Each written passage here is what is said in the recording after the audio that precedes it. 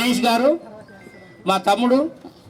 ఆయన ఢిల్లీ నుంచి గల్లీ వరకు అనేక బహుజన పాటలతోటి ఉద్యమాన్ని నిర్మించినటువంటి కళాబృందం నడుపుతున్నటువంటి నాయకుడు. తమ్ముడిని ఒక మంచి పాటతోటి, మంచి మహనీయులకు నివాళులు అర్పించే పాటలు, ఒక 2 మంచి పాటలతోటి మన వాళ్ళందరినీ కూడా ఉత్తేజపరచాలని చెప్పి, చైతన్యపరచాలని చెప్పి విజ్ఞప్తి చేస్తున్నాను. రండి అన్న, మీరు కూడా రండి, కూర్చో ప్లీజ్.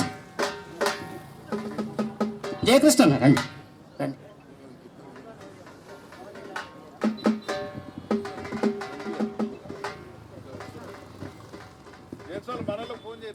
ఈరోజు బీసీలకు తెలంగాణ రాష్ట్ర ప్రభుత్వం 2 బిల్లుల్ని తీర్మానం చేయడం జరిగింది. ముఖ్యంగా స్థానిక సంస్థల్లో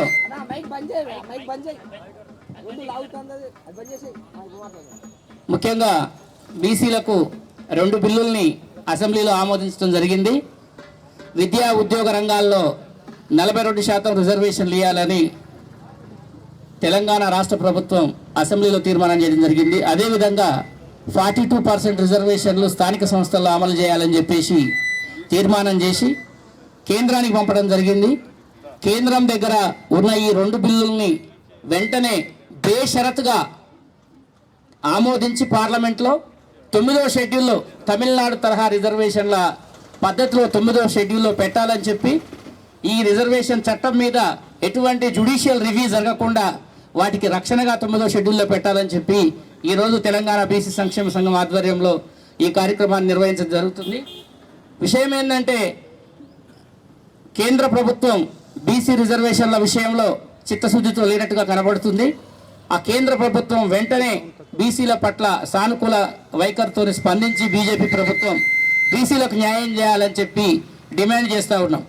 అదేవిధంగా రేపు జరగబోయేటటువంటి జనాభా లెక్కల్లో 2021 జనాభా లెక్కలు ఇంకా జరగలేదు.